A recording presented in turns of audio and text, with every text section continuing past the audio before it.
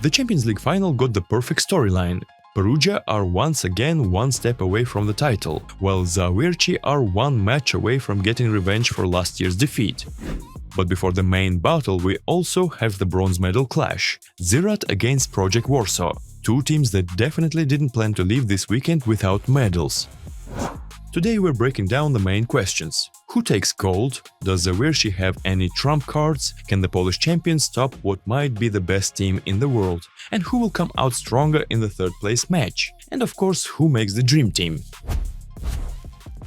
Neither team managed to grab an early lead in the bronze medal final.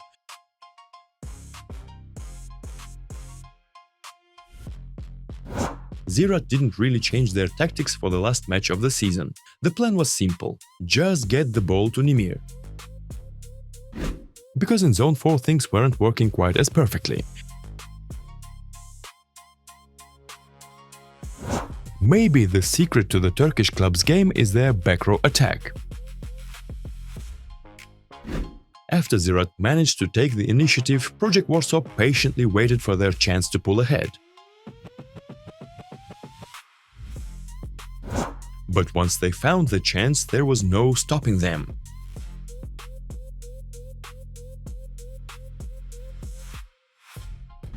The Turks had one decent attempt at a comeback, but the Poles shut it down at exactly the right moment.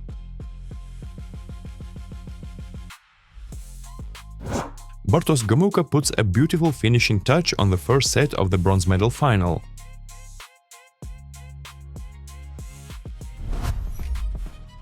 After the first set, it felt like Warsaw wanted this medal a lot more than Zerat did.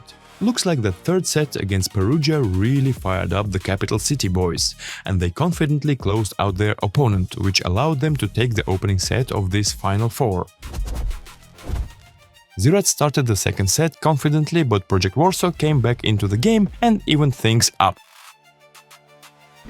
But just like in the semi-final, the Turkish team only decided from the second set onward that maybe it was time to actually start playing volleyball. Their main problem was the Polish wall at the net, which was almost impossible to get through. So they had to take advantage of the moments when that block wasn't there, during serve. And in one very short spell on Tomasz Fornal's serve, the Project Warsaw coaching staff had to burn all of their timeouts. And after that, Zerat had absolutely no intention of letting go of their comfortable lead. All Warsaw could do was keep hoping for their powerful and productive block. Although Tomasz Fornal decided to do everything possible to leave the Polish club without medals. The Turkish giant closes out the opponent in the second set and ties the match. The Polish block was working insanely well, but finally Fornal and Klivno got involved, which gave Nimir a bit of breathing room, because he had been hitting into the wall built at the net way too often. Zerat's Polish outside hitter did a very productive job from the service line, and that kept the opponent at a comfortable distance. And now it's really hard to understand what exactly is waiting for us in the next sets. So let's move on. Honestly, I didn't expect Warsaw to start the third set this confidently. So Zerat didn't stay in a positive mood for as long as they would have liked. The only question was, when would they finally get out of this miserable situation? I have a feeling it wasn't going to happen in this set. Everything was falling apart for Zerat, and it didn't matter whose hands were touching the ball. Meanwhile, Project Warsaw looked determined to take another bronze medal final.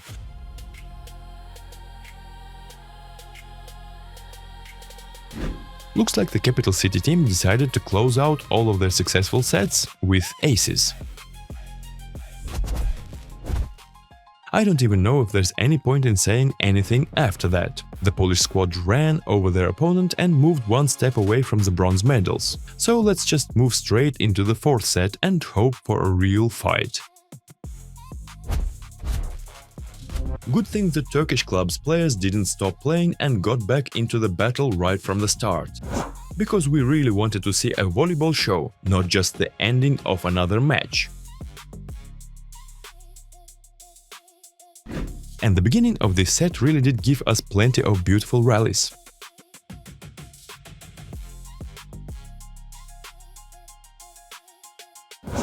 The Polish club was working according to their usual script, chasing their opponent, trying to break ahead in the final stretch. But when Nimir gets into the zone, completing tasks like that becomes almost impossible. On the other side, Kevin Tilly took on the role of the unstoppable machine. And after such a bright fourth set, you really wanted to see a tie break. But what does the Project Warsaw block think about that? Whatever it thinks, the match goes into the deciding set, where the fate of the Champions League bronze medals will be decided. Well, finally we got the competitive level of volleyball we were waiting for in this match, where both teams had to show everything they were capable of. But when you have a player on your team who scores 11 points in one set, losing that set is extremely difficult. I really want to believe the tie break won't disappoint us. The deciding set immediately started with a controversial moment that took several minutes to review.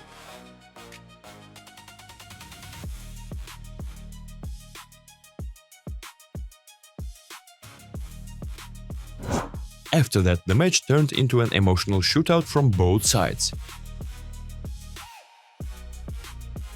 And Zerat's players were slightly more productive in this stretch.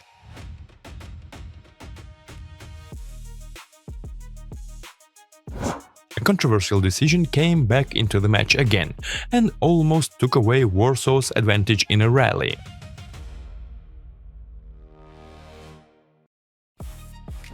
An advantage they got back right after the replay ball was called.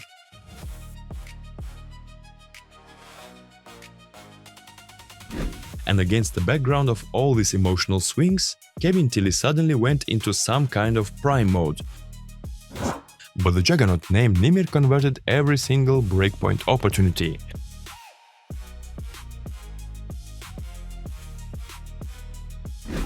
And Tomasz Fornal apparently decided to put an end to this match.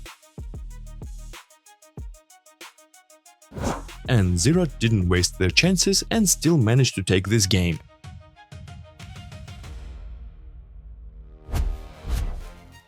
On the one hand, Zerat did win this match, but I still can't shake the feeling that this was clearly not what people expected from them. When you beat a short-handed plus Liga bronze medalist only in 5 sets while your opposite drops a 36-point performance, somehow that doesn't look like a team that many people predicted to win this tournament. Although, to be completely honest, I didn't really know what to expect from them, because I didn't watch a single full match of theirs all season. I just checked the stats from time to time, nothing more. So their greatness for me was built only on the opinions of many people online, but the reality turned out to be a bit disappointing. And in fact, once again, it turned out to be just Nimir and everyone else. When 35-year-old Tilly comfortably delivers a better performance than his compatriot, who during the Olympic season could be called the best player in the world. And one of the best players in the world, Tomasz Fornal, plays at a level comparable to Bartosz Fürst. And I'll stress it one more time. Zerat won only because Bartosz Gomułka had an excellent match, and Nimir Abdelaziz is great. That's the whole difference. Unfortunately, Warsaw couldn't finish the season on a positive note. Their start was very successful, but they didn't have enough margin for the decisive part of the season. You can see the match stats on your screens, and I honestly can't wait to move on to the final battle. The final match immediately starts with a beautiful rally that brings Perugia a breakpoint. Nimir gave us a bright show. Are we waiting for a Ben Tara performance now? Following the script of yesterday's match, Perugia patiently waited for another chance to build an advantage. But Zawerci definitely weren't planning to settle for silver medals again. Who would have thought the Polish team would make Simone Giannelli that nervous?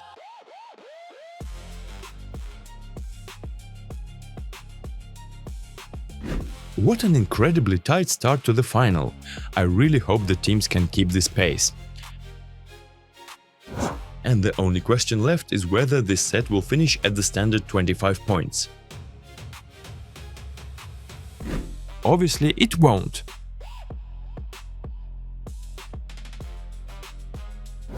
The defending champions were close to success, but Zawerci's block was against it.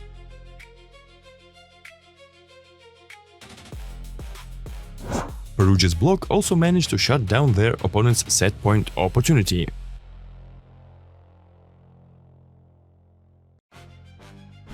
And the first set ends in a battle at the net, with Perugia still taking it.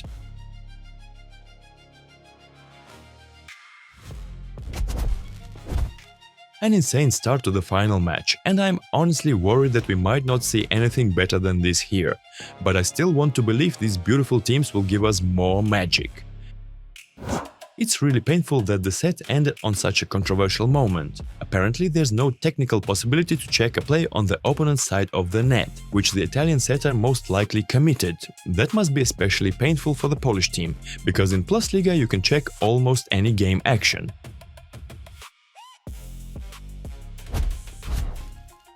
For the first time in this match, one of the teams managed to take a 3-point lead. One thing worth mentioning about these matches in Turin is that the referees are watching prolonged contact with the ball very strictly. And Perugia's block was watching the opponent's pipe attacks very closely.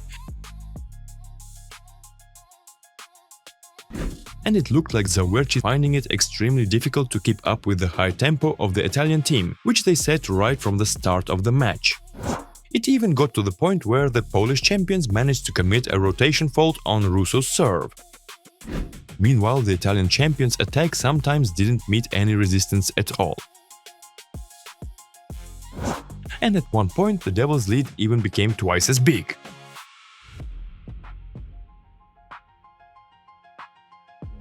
It's surprising that after that the team still kept showing high-intensity volleyball, but there was no way to get rid of that gap on the scoreboard anymore.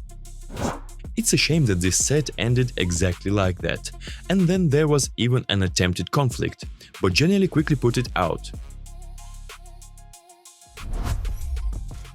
Perugia look like a fully automated machine. Zawerci sometimes do some unbelievable things in defense, but Perugia answer with successful actions in the very same rally.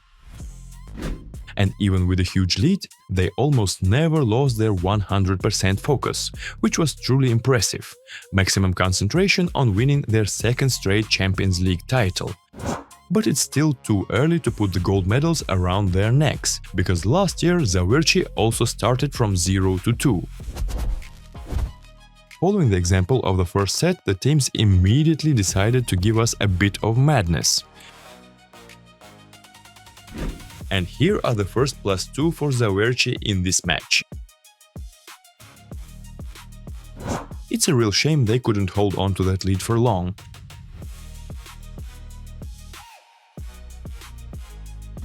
And even more painful that this advantage instantly turned into a pretty serious deficit. And while the Polish champions are looking for ways to get back into the game, Ben Tara still isn't losing hope of ending his Perugia chapter with another MVP award. And unfortunately, the first set turned out to be the decisive one in this final. Perugia got into the flow and are moving dominantly toward another gold medal. And Zawerci have already started taking themselves out of this fight. If this guy doesn't get MVP, then I honestly don't know what this award is for.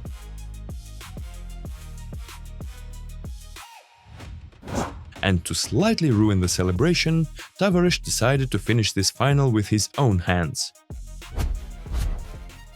First, let's break down the finalists, and then we'll talk about the overall feeling from the tournament and, of course, the Dream Team. Unfortunately, despite their insane will to win and the extremely high level of play in the first set, Zawerci still couldn't stop this crazy machine called Perugia.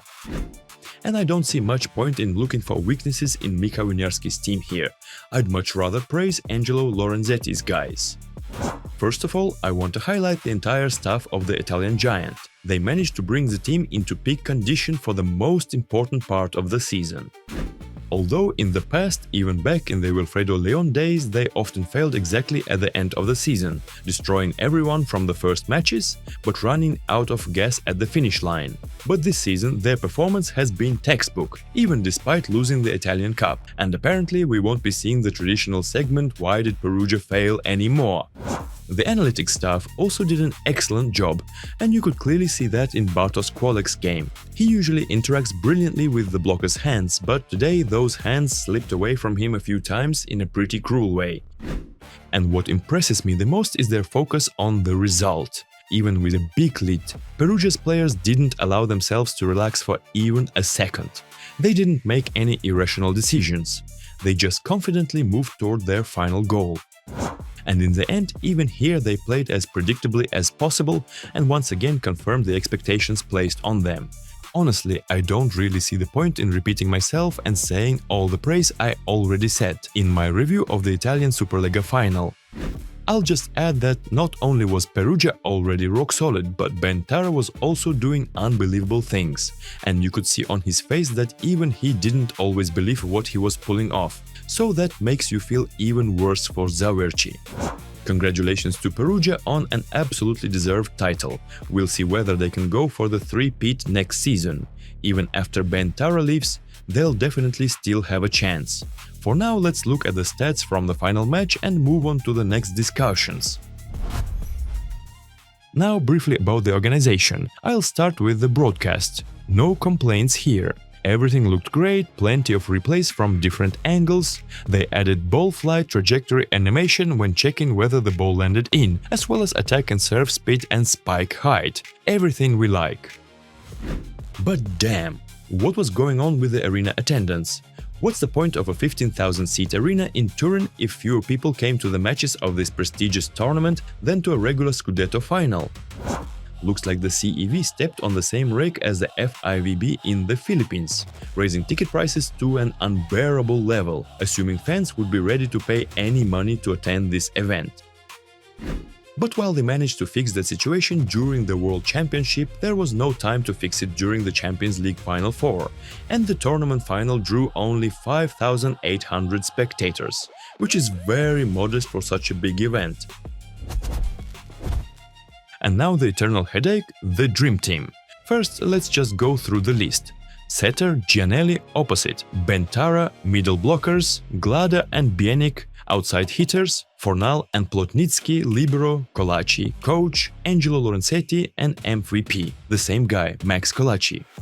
The choices of Lorenzetti, Gianelli, Plotnitsky and even Bentara raise no questions. Someone could have picked Nimir as the opposite because of his insane numbers, but Wasim managed to stand out within a system team, and in my opinion, he actually deserved the MVP award, but more on that later. Having two Zawerci middles at once doesn't look very justified, and if I had to choose one of them, I'd go with Captain Bienik. While for the second spot there are plenty of candidates: Kuchanovsky, Loser, Russo. But again, I'll put the emphasis on the captain and give my preference to Warsaw's middle blocker. But Fornal definitely raises questions. Even though Warsaw lost all their matches, I would have put Tilly into the Dream Team. Honestly, even Aaron Russell deserved this award more than Tomasz, in my opinion. And the least obvious choice is Colaci. Okay, they gave him MVP in Italy. He's ending his career, you can understand it. They wanted to pay respect. Yes, I can accept him being included in the Dream Team, even if that meant leaving out the Polish liberos Popielczak and Wojtaszek. But damn, with all due respect to the legendary Max Colaci, MVP of the Champions League Final Four, that's already too much. I already shared my opinion about the MVP earlier, so I'm waiting for your thoughts on this. Hopefully we'll have something to discuss in the comments. Huge thanks for watching. I really hope you enjoyed the video and support it with your activity. I worked really hard to make this review as quickly as possible. And with you, as always, it was Nick. Love what you do and you will definitely succeed. See you soon. Bye.